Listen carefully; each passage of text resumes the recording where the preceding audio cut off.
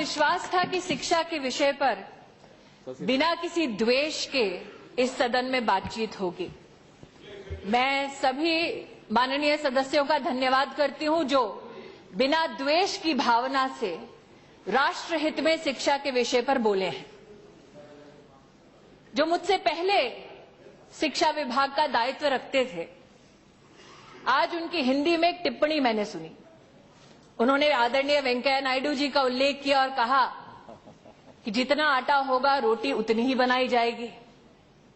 शास्त्रों में लिखा है और सुना है मैंने महाकाल की धरती पर कि अन्नपूर्णे सदा पूर्णे शंकर प्राण वल्लभे ज्ञान वैराग्य सिद्ध्यर्थम भिक्षाम देहि च पार्वती।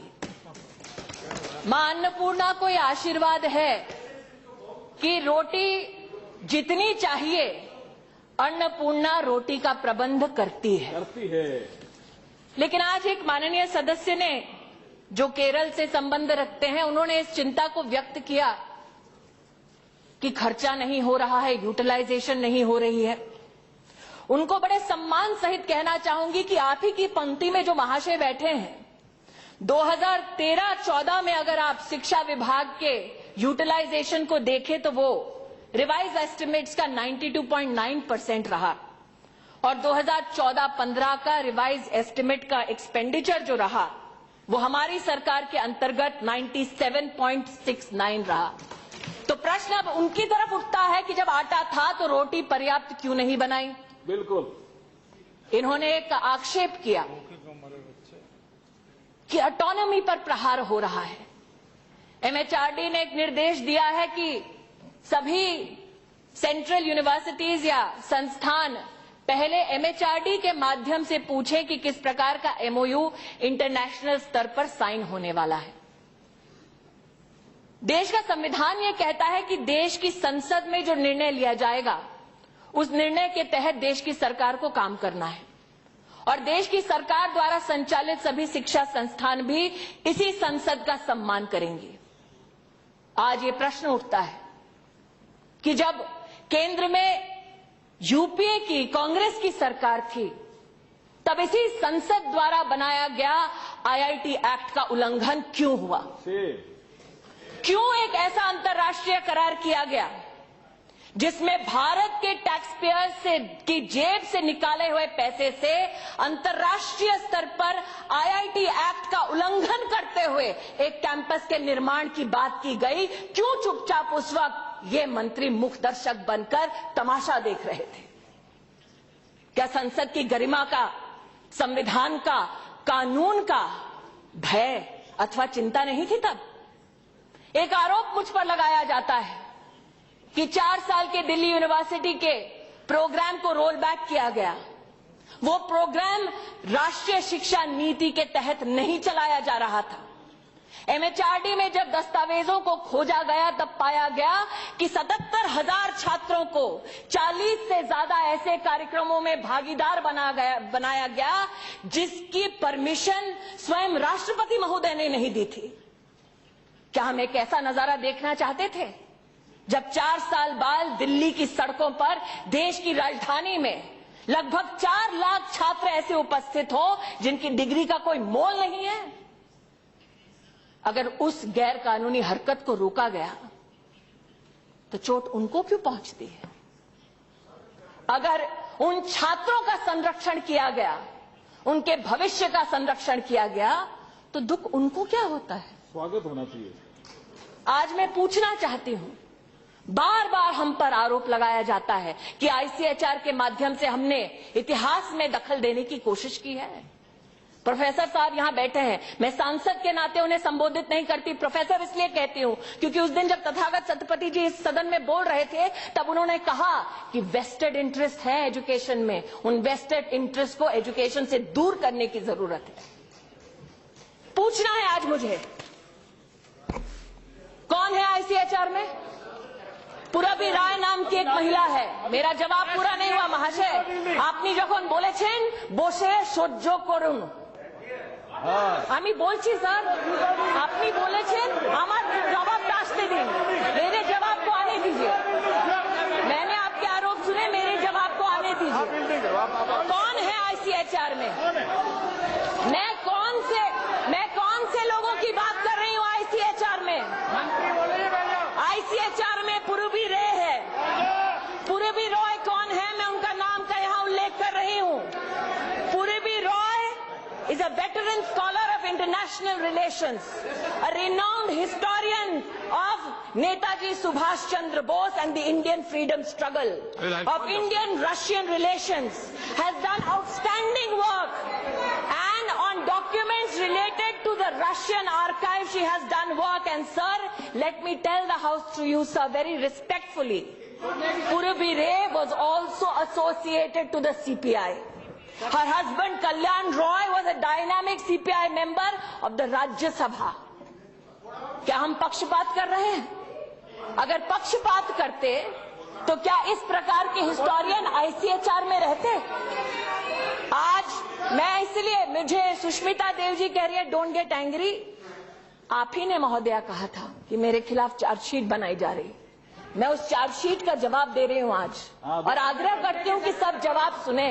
महोदय, मैं आपसे, आपके माध्यम से टीएमसी केस मेंबर से पूछना चाहती हूं, क्या आपकी सरकार में सीपीआईएम से कोई भी ताल्लुकात रखते हुए किसी भी व्यक्ति को निष्पक्ष तरीके से आप नौकरी दे सकते हैं? आईसीएचआर के हमने बॉडी में पूर्वी रॉय को लिया, क्या ये पक्षपात है? ये वो इतिहासकार हैं जिन्होंने देश नहीं छोड़ा बल्कि देश में रहकर देश की सेवा की है। क्या उनका सम्मान करना अपराध है?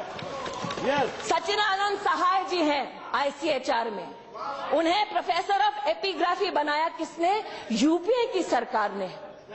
क्या उनका सम्मान करना हमारा अपराध है? आज यहाँ पर सुष्मिता देव जी बैठी हैं, उन्होंने उस दिन कहा कि मैं अपने पर हुए चार्ज का, आरोप का जवाब दूं। मैं उनसे कहना चाहती हूं, विश्व भारती की बहुत लोगों ने चिंता व्यक्त की। विश्व भारती की जो इंक्वायरी कमेटी है, उस इंक्वायरी कमेटी के मेंबर कौन है? बीबी दत्तो के उन्हें बीबी दत्तो जी जनरल सेक्रेटरी थे north east Congress coordination committee के। उनको कांग्रेस पार्टी के रेजिम में राज्यसभा का मेंबर बनाया गया। वो आपके पिता संतोष मोहन देव जी के साथ भी काम कर चुके थे। उनका सम्मान करना क्या हमारा अपराध है? अपराध है, बताइए। ये सब वो लोग हैं जो इस वक्त भारत सरकार के साथ शिक्षा के क्षेत्र में काम कर रहे हैं, मात्र इसलिए क्योंकि वो भारत का नवनिर्माण करना चाहते हैं। JK रे, जयंत कुमार रे, जिन्हें आपने चेयरमैन बनाया था Maulana Azad institute of Asian studies का, यूपीए के रूल में, उनको आज हमने नेशनल प्रोफेसर बनाया। क्या पूछा हमने उनसे कि आपके कांग्रेस के साथ क्या ताल्लुकात थे? हमने मात्र ये देखा कि शिक्षा के क्षेत्र में वो कैसे आगे काम कर सकते हैं। ध्रुव नारायण जी बैठे हैं पीछे, डिमांड फॉर ग्रांट्स पर सबसे पहला भाषण उनका था। पहले सत्र में जब मेरा उनसे परिचय हुआ, उन्होंने कहा 10 साल से मेरे क्षेत्र में केंद्रीय विद्यालय नहीं चल पा रहा है, आप खोलिए इसे। हमने खोला। खोला क्या? पक्षपात किया? नहीं किया। खोला नहीं खोला, बताओ तो सही। सुष्मिता देव जी स्वयं इस बात की गवाह है कि उनके अपने क्षेत्र में हमने केंद्रीय विद्यालय में जितना सहयोग था संभव उतना किया। ये सहयोग करना क्या पक्षपात है? ये हमारा अपराध है। आज इस सदन में मैं कहना चाहती हूँ, डिमांड पर आ रहे हैं। आज इस सदन में कहना चाहती हूँ कि एक वैकेंसी को लेकर चिंता व्यक्त की गई।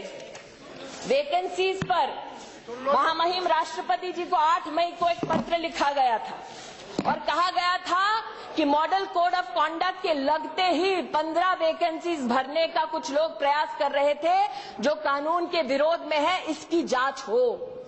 हमने जांच की।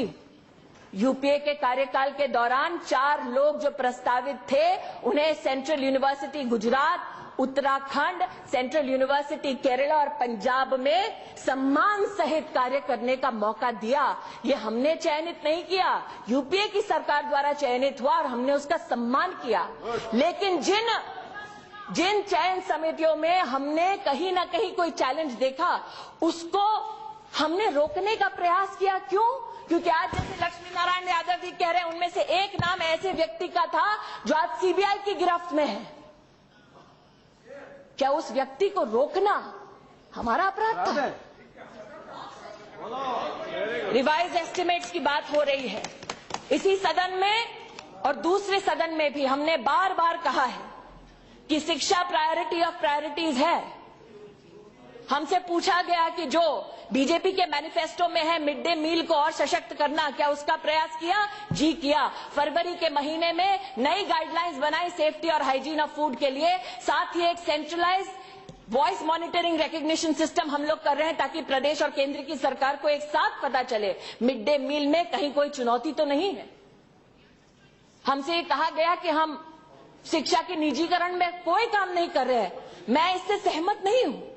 स्वयं नाम का एक कार्यक्रम हम शुरू कर रहे हैं जिसके अंतर्गत देश की सभी central universities, IITs, IIMs, NITs, IISERs, ये सब मिलकर देश के इतिहास में पहली बार हमारे देश के नागरिकों को मुफ्त शिक्षा देंगे ताकि डिग्री हो, डिप्लोमा हो या फिर वो सर्टिफिकेट का कोर्स हो, कम से कम टेक्नोलॉजी के माध्यम से उन्हें वो शिक्षा प्राप्त हो। देश में लगभग 500 ऐसे केंद्र करेंगे जिसमें नागरिक जाकर अपने एग्जाम को दे और बहुत ही न्यूनतम शुल्क पर सर्टिफिकेट ले। क्या उच्च शिक्षा में इतनी बड़ी क्रांति लाना अपराध है हमारा? तथागत सतपति जी का मैं स्वागत करती हूं, जिन्होंने राजनीति से उठकर प्रदेश की कुछ चुनौतियों पर ध्यान आकर्षित करने का काम किया। आपने कहा मात्र संस्कृत का सम्मान काफी नहीं है, सभी प्रादेशिक और ट्राइबल लैंग्वेजेस का भी सम्मान होना चाहिए। मैं आपसे बहुत ही सम्मानजनक तरीके से कहना चाहूंगी, आपने जो भाषण दिया उसकी मैं सराहना करना चाहती हूं। आप एक वरिष्ठ राजनीतिक कार्यकर्ता हैं, मेरी पार्टी से आपका कोई इत्तेफाक नहीं। आपने, सुप्रिया सुले ने उस दिन जो बातें कही उसका राजनीति से कोई सरोकार नहीं था, वो चिंता थी जो आपने व्यक्त की। सुप्रिया सुले जी ने कहा कि लगभग 2 करोड़ बच्चे are out of school. 2 crore नहीं है, 3 करोड़ नहीं है, 60 lakh children out of school. Shashi Tharoor ji ने कहा कि पहले कम थे अब ज्यादा हो गए। इनके आंकड़े गलत हैं। पहले 1 करोड़ 36 लाख थे, अब 60 लाख है। Your math is wrong sir. ज्ञान नाम का एक कार्यक्रम शुरू कर रहे हैं हम। ज्ञान के अंतर्गत अंतर्राष्ट्रीय स्तर के जितने भी हमारे एकेडमिशियंस हैं, प्रोफेसर्स हैं, इंडस्ट्री एक्सपर्ट्स हैं, उनको भारत सरकार खुद भारत सरकार के ट्रेजरी से पैसा देकर आमंत्रित कर रहे हैं ताकि वो हमारी सेंट्रल यूनिवर्सिटीज, एनआईटीज, आईआईटीज में, आईसर्स में जाकर हमारे छात्रों को पढ़ा सकें। इस प्रकार की क्रांति लाना क्या अपराध है?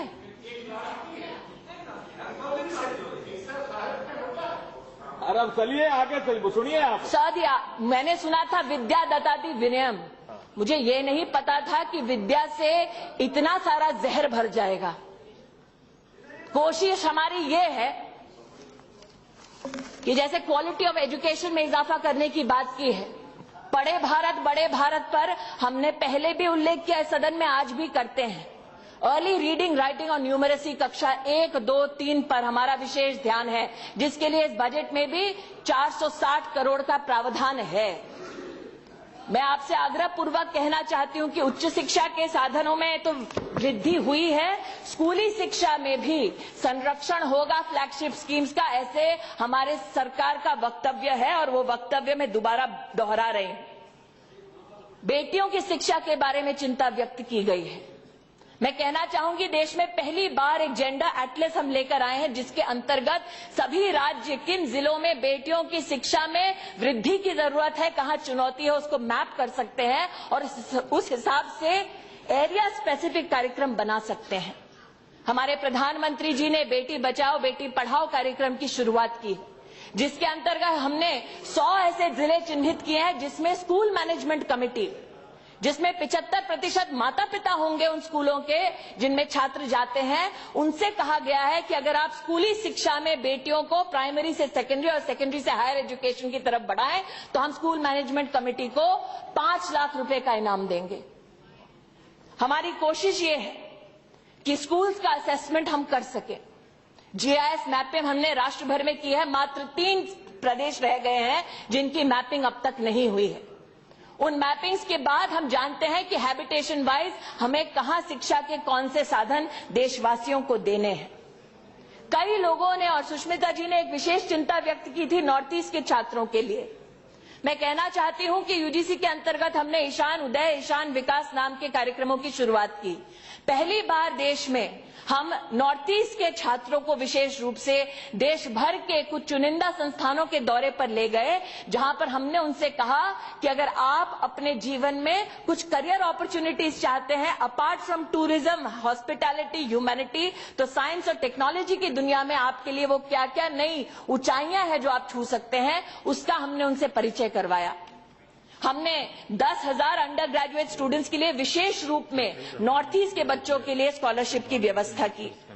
हमने पहली बार एक ऐसा स्किल फ्रेमवर्क राष्ट्र को समर्पित किया नवंबर 2014 को, जिसके अंतर्गत जो छात्र कक्षा 8 के बाद पढ़ाई छोड़ देता है, मान लीजिए बढ़ई का काम करता है और 5 साल वो वापस स्कूली शिक्षा अथवा शिक्षा के किसी संस्थान में नहीं पहुंच सकता, उनसे हमने कहा है कि इस फ्रेमवर्क के अंतर्गत आपका 60% of your skill will now make you eligible to go up straight to graduation. आज आपके माध्यम से कहना चाहती हूं कि बस्ते का बोझ बहुत सारे माता पिताओं के लिए चिंता का विषय हो गया है। किताबों की कीमत बहुत सारे माता पिताओं के लिए चिंता का विषय हो गया है।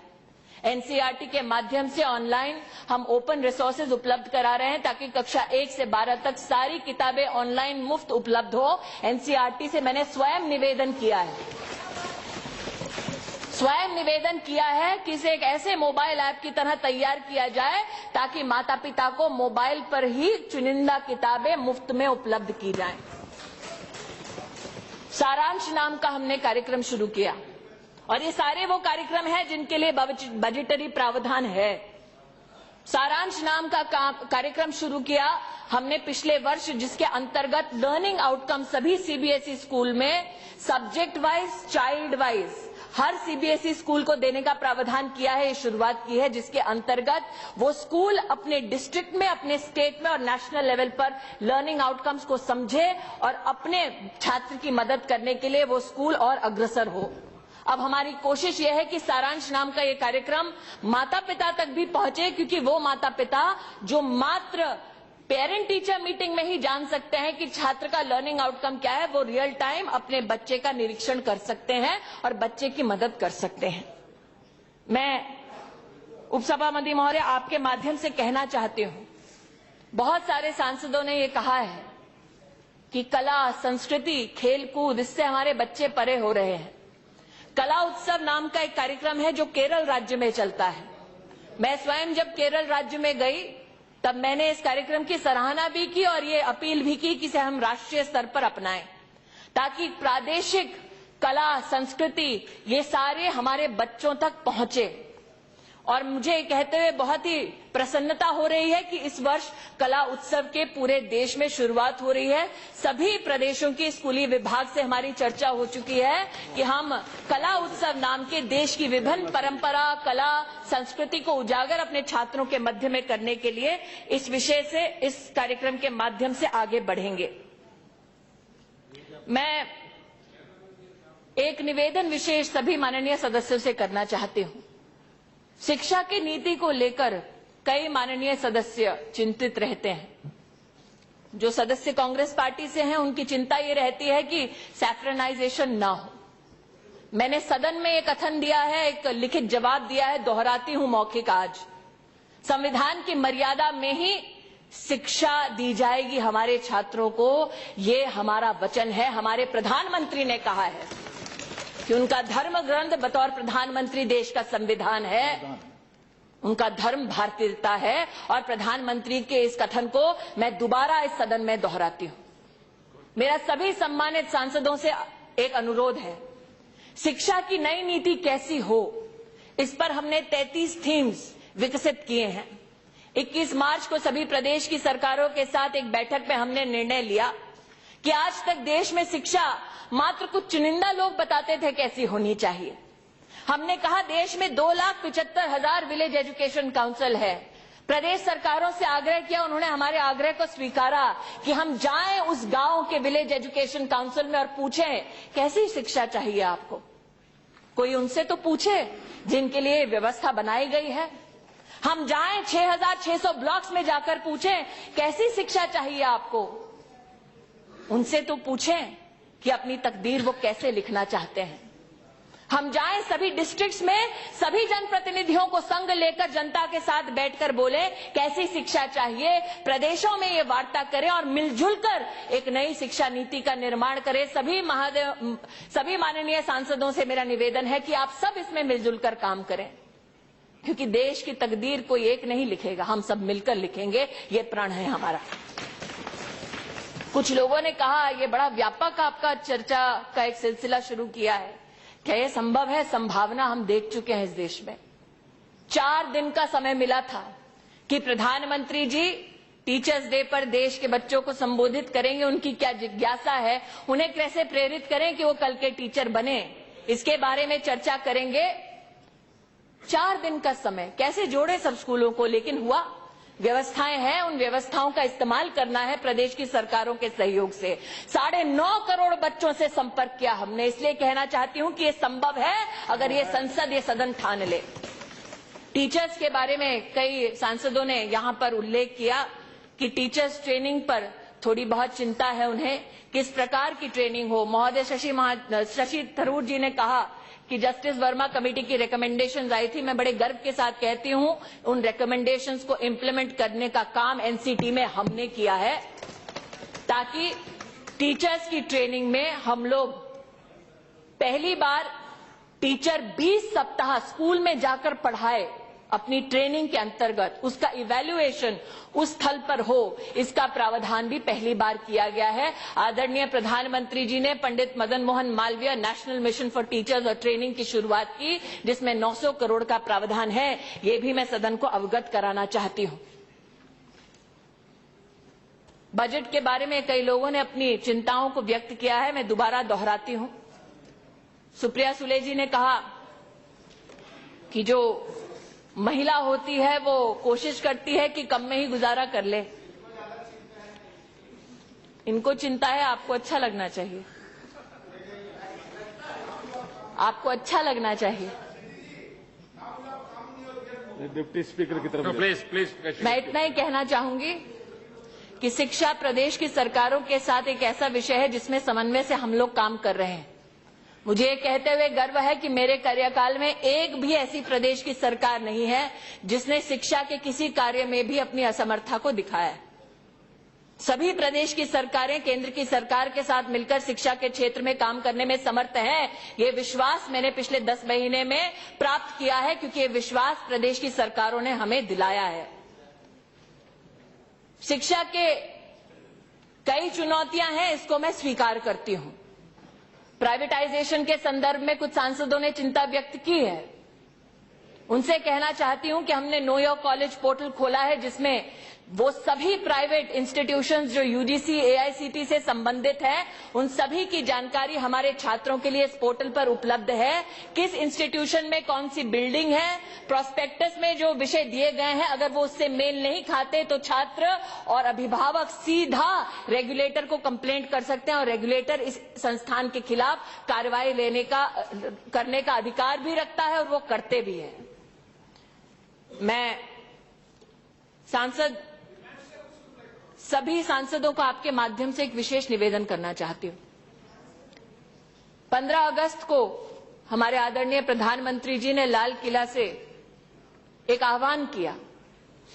स्वच्छता अभियान का तो आह्वान किया ही, लेकिन एक विशेष रूप से पीड़ा को व्यक्त किया कि क्या हम ये संभावना नहीं देख सकते हमारे देश में कि हर स्कूल में एक टॉयलेट हो।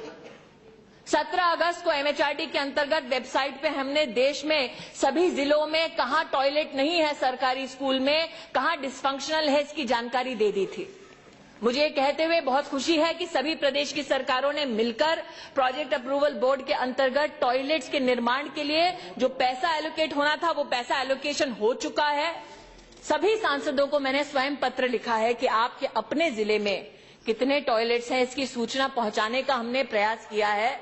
आप क्वार्टरली मीटिंग्स लेने का अधिकार रखते हैं, लेकिन विशेष रूप से आप अगर अपने डीएम से, कलेक्टर से पूछें कि आर्थिक प्रावधान होने के बाद मेरे जिले में, मेरी कॉन्स्टिट्यूएंसी में कितने टॉयलेट बने हैं, तो बहुत कृपा होगी, क्योंकि इससे इस काम को और शक्ति और स्फूर्ति प्रदान होगी।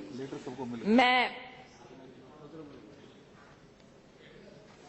अपनी वाणी को विराम देने से पहले, क्योंकि समय की सीमा है, इतना कहना चाहती हूं। मिल गया लेटर, मिल गया लेटर, मिल गया मिल गया मिल गया मिल गया लेटर, मिल गया भाई, मिल गया। मैं इतना कहना चाहूंगी समय की सीमा को देखते हुए कि जैसा ही अप्रैल का महीना आता है तो कई सांसद विचलित हो जाते हैं। केंद्रीय विद्यालय की बहुत सारी कंप्लेंट्स आने लगती है। वेणुगोपाल जी हंस रहे हैं क्योंकि उनके साथ कर चुकी हूं। कई सांसद विचलित होते हैं कि पब्लिक से प्रेशर बहुत होता है, हम जनप्रतिनिधि हैं, कूपन को बढ़ाओ।